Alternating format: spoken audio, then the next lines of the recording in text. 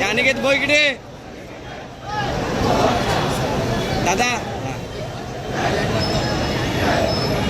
Okay.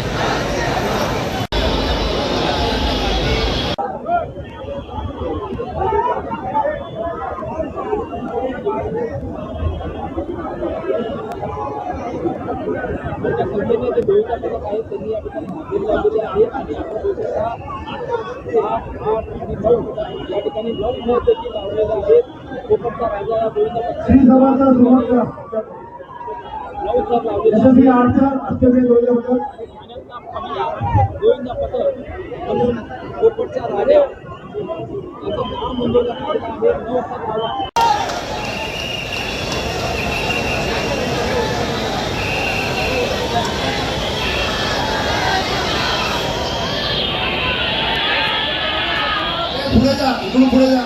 हे बसले कोणी गोविंदा पथक मित्रांनो, बसवणारा मदत करा, सहकार्य करा त्यांना.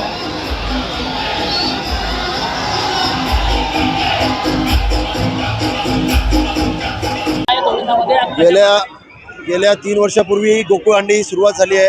या गोकुळहांडीमध्ये ठाणे शहरातील, मुंबई शहरातून आणि पुण्यावरूनही गोविंदा पथक येतात. ठाणे जिल्ह्यातील आदिवासी भागातूनही गोविंदा पथक, नालासोपारा, वसई विरार मधून लोक आलेले आहेत. तरुणांची इथं खूप मोठी गर्दी आहे. या ठिकाणी आत्तापर्यंत 9 थरांचा एक खोपरचा राजा गोविंदा पथकाने विक्रम केलेला आहे. खूप संपूर्ण जल्लोषात हा उत्सव या ठिकाणी आयोजित केला गेला आहे. खूप लोकांनी प्रचंड प्रतिसाद दिलेला आहे या ठिकाणी. त्यामध्ये खोपरचा राजाने 9 थर लावलेले आहेत. 8 थराचे 4 गोविंद या ठिकाणी आत्तापर्यंत थर लावून गेलेले आहेत. अजून 15 गोविंदांची यादी आमच्या 8 थरांची आहे. 7 थरांचे 6 थराचे गोविंद आहेत. या ठिकाणी आम्ही 2 क्रेन लावलेले आहेत. 2 क्रेनवर आम्ही या ठिकाणी सगळी व्यवस्था केलेली आहे. शासनाने सांगितल्या नियमानुसार हा उत्सव आम्ही या ठिकाणी करत आहोत. त्याचबरोबर प्रत्येक बाळगोपाळाची गोविंदाची काळजी या ठिकाणी मॅट असेल, मॅट टाकू, हार्नेस असेल, अशी व्यवस्था करून आम्ही घेतलेली आहे. सन्माननीय मुख्यमंत्री आमचे नेते देवेंद्रजी फडणवीस साहेब या ठिकाणी आता काही क्षणात येणार आहेत. या ठिकाणी गौरीशंकर गोविंदा पथक, ठाण्याचा राजा गोविंद आहे, त्यांच्यासमोर 9 थरांची सलामी देणार आहे. प्रथमच पहिल्यांदाच गेल्या वर्षीप्रमाणे खोपरचा राजा या गोविंद पथकाने 9 थर लावून सलामी दिलेली आहे गोकुळ हंडीला. आणि आतापर्यंत 150 ते 200 गोविंदे पथक येऊन त्यांचा प्रत्यक्ष सादर करून गेलेले आहेत.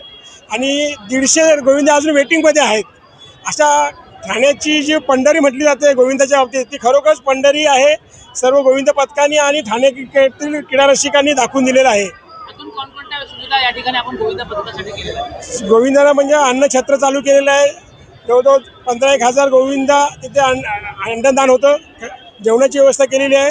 तसेच इथे स्पॉट इन्शुरन्सही काढला गेलेला आहे. मेडिकल आणि मेडिकल ॲम्ब्युलन्स डॉक्टरची व्यवस्था केलेली आहे. तसेच हार्नेसची शेवटच्या थराच्या गोविंदाला सेफ्टीसाठी हार्नेसची व्यवस्था केलेली आहे.